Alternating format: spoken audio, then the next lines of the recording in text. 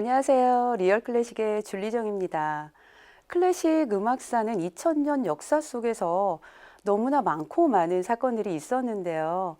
클래식 음악가들 중에서 유명한 음악가 생각하면 누가 생각나세요? 바흐, 베토벤, 모차르트?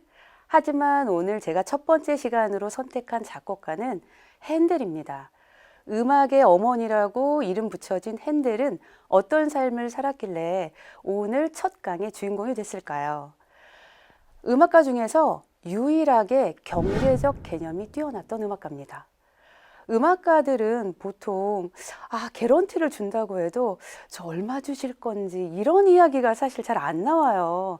그런데 우리 핸델은 얼마 주시면 제가 작품을 하겠습니다. 이렇게 대놓고 얘기할 정도로 솔직한 작곡가여서 아마 21세기에 태어났다면 훨씬 더 주목받는 작곡가가 아니었을까 생각합니다.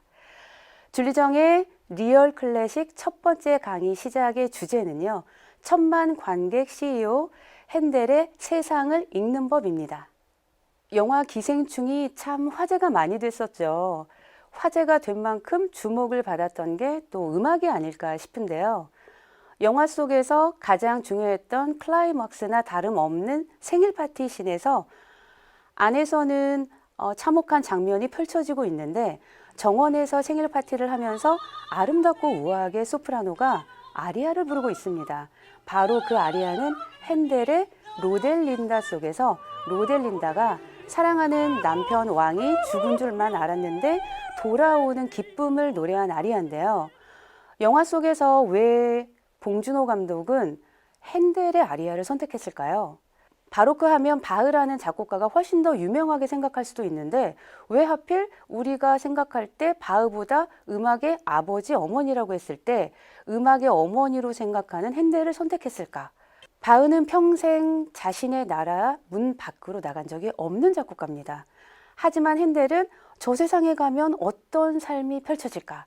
어떤 작품을 쓸 수 있을까? 늘 궁금하고 열정이 많았던 작곡가인데요.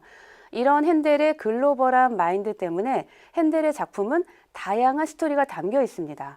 그리고 핸델은 평생을 궁정의 음악가로 살았기 때문에 몸과 마음 속에 궁정의 스타일이 배어 있고 귀족들의 의뢰로 곡을 만들었기 때문에 귀족들의 우아한 기품이나 그들이 좋아하는 프랑스 궁정 무곡이 음악 속에 담길 수밖에 없는데요. 특히나 17세기 말부터 시작된 바로크 시대에는 왕의 힘만큼이나 음악에도 대비가 강하고 힘이 큰 차이가 있는데요. 박사장네 집과 상대적으로 힘들게 살았던 기택네 집의 이런 강한 대비의 부분이 바로크 음악, 특히나 궁정 음악을 많이 작곡했던 핸델과 맞아 떨어졌습니다. 풀 네임 조지 프레드릭 핸델. 핸델은 글로벌한 작곡가로서 작품을 오페라로 무대에 올리기만 하면 완판을 했던, 말하자면 천만 관객 CEO였는데요. 대부분의 작곡가들이 귀족의 의뢰를 받아서 작품을 이렇게 써달라고 이야기했을 때 곡을 쓰는 정도였다면 핸델은 내가 원하는 대본 작가를 찾고 또 유명한 소프라노를 데리고 오고 내가 원하는 무대를 스케치해서 직접 무대까지 만들었던 적극적인 작곡가였습니다. 그랬기 때문에 핸델의 작품들은 수많은 귀족들에게 많은 관심과 항상 이슈가 됐었는데요. 우리가 생각할 때 클래식 음악 중에서 가장 비용이 많이 드는 형식 예술 분야가 무엇이라고 생각을 하세요? 클래식 음악 중에서 가장 비용이 많이 드는 분야, 바로 오페라입니다. 일단 오페라는 대본이 있어야 되고요. 대본이 있으면 곡을 써야 되고요. 그 다음에 연주를 할 수 있는 오케스트라 단원, 또한 무대 위에서 노래를 부를 수 있는 가수, 그리고 가장 중요한 건 무대죠. 무대라 하더라도 오케스트라 몇 명 올라가는 무대하고 오케스트라와 연기자, 가수까지 다 올라가는 배우 규모의 무대는 차원이 다릅니다. 그렇다 보니 귀족들이 자신의 부를 자랑하기에 가장 좋았던 게 바로 오페라입니다. 지금처럼 TV나 인터넷이나 재밌는 프로그램을 볼 수 있는 매체가 많았던 것도 아니고, 그렇다면 당시 귀족들은 그 긴 시간을 어떻게 여행을 보냈을까요? 바로 오페라로 그 시간을 보냈는데요.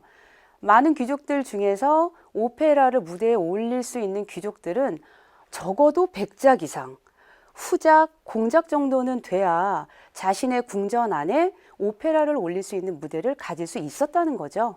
핸델은 자신의 오페라를 위해서 직접 투자자까지 모았는데요.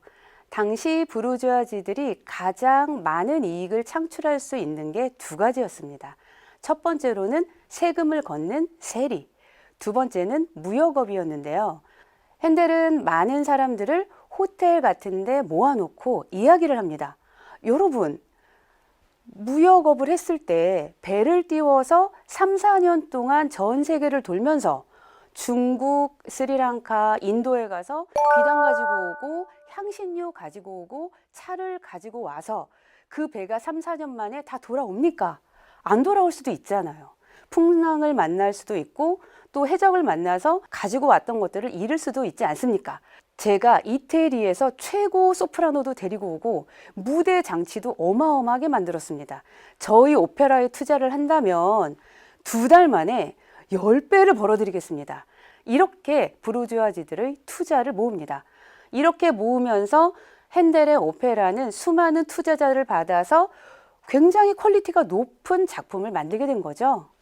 핸델의 오페라 중에서 귀족들에게 가장 많이 사랑받은 오페라는 바로 리날도인데요. 리날도 오페라는 2월달 초연 이후 15회를 상영할 정도로 귀족들에게 많은 사랑을 받았습니다.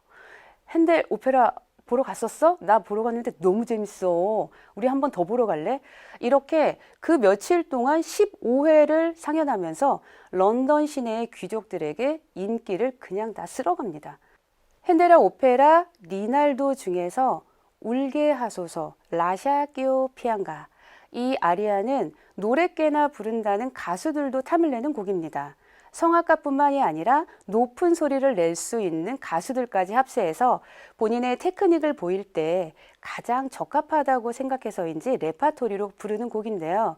리날도 속의 아리아를 부른 카스트라토의 노래를 들은 귀부인들이 너무나 멋있는 카스트라토의 목소리에 매료돼서 신이 하나이듯이 카스트라토도 파리넬리도 하나다, 이렇게 설명할 정도로 큰 인기를 얻었던 오페라입니다. 당시 오페라는 예술의 전당에서 지금처럼 경청하면서 보는 분위기가 아니고 귀족들이 먹고 떠들고 얘기하다가 노래가 들리면 잠깐 봤다가 또 자기들끼리 놀았다가 이런 분위기로 오페라가 진행됐기 때문에 앞에서 부르는 가수들은 좀 더 멋있는 기교로 내가 좀 더 노래를 잘해야 귀족들의 시선을 사로잡을 수 있었습니다. 그랬기 때문에 더 장식이 많아지고 더 극장을 꽉 채울 수 있는 테크닉을 연마하게 되는데요. 오페라에서 노래가 쭉 이어지지만 크게 두 가지로 나누면 아리아와 레치타티보로 나눌 수 있는데요. 쉽습니다. 아리아는 앞을 보고 혼자 열심히 부르면 아리아고요. 레치타티보는 자기들끼리 얘기하면서 부르는 부분을 레치타티보라고 하는데, 아리아는 선율적으로 주인공의 또는 그 인물의 감정을 전달해야 되기 때문에 매우 선율적이고 감정 소모가 큰 부분이고요. 레치타티보는 노래도 중요하지만 대사가 중요한 스토리를 전달하는 부분입니다. 한국에서도 많은 사랑을 받았던 영화 파리넬리. 이 파리넬리가 바로 18세기 초중반에 유행했던 카스트라토였는데요. 파리넬리는 대부분의 다른 카스트라토에 비해서 귀족 집안 출신으로 당시 아이돌과 같은 인기를 얻었던 가수였습니다. 카스트라토, 바로크 시대에 유행을 했던 남자 성악가인데요. 카스트라레, 거세하다에서 유래된 말로 거세한 남자 소프라노 음역을 내는 가수를 이야기합니다. 한 해 이태리에서 거세한 남자 성악가 카스트라토의 꿈을 지향하는 아이들이 10,000명이 넘을 정도였는데요. 그 10,000명의 아이들이 다 카스트라토가 되느냐? 아닙니다. 1%도 되기 어려운데 10년이라는 세월 동안 신학 공부, 문학 공부, 인문학 공부까지 해야 하는 게, 오페라의 노래를 불러야 한다면 대본을 해석할 수 있어야 되기 때문에 문학적 소양까지 전체적인 인문학의 과정을 10년간 매일 빠짐없이 아침부터 늦은 밤까지 교육을 받았기 때문에 대부분의 소년들이 이 10년의 세월을 채우지 못하고 중도에 포기한 아이들이 많았습니다. 하지만 왜 이렇게 카스트라토를 많이 지원했느냐? 먹고 자고 입고가 해결됐기 때문입니다. 그리고 카스트라토가 돼서 아이돌 가수처럼 인기를 얻게 되면 많은 부와 권력도 따라오게 되는 거였겠죠.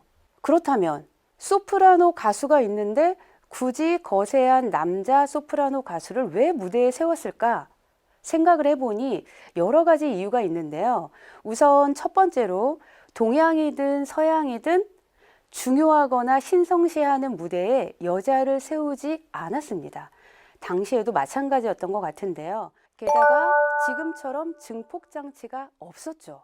마이크, 스피커, 앰프가 없었던 시절에 그 큰 오페라 극장을 사람의 목소리로만 채우려면 5, 60kg 정도 몸무게, 또 150에서 160 정도 되는 키에서 여성의 몸으로 뿜어내는 소리와 170, 80 정도 되는 키와 7, 80kg의 몸무게의 남자의 몸통과 또 폐활량에서 울리는 소리의 차이가 엄청났기 때문에 당시에 노래를 잘하는 소프라노가 있다 하더라도 남성 성악가들이 오페라 극장을 채우는데 더 적합하지 않았나 생각이 듭니다.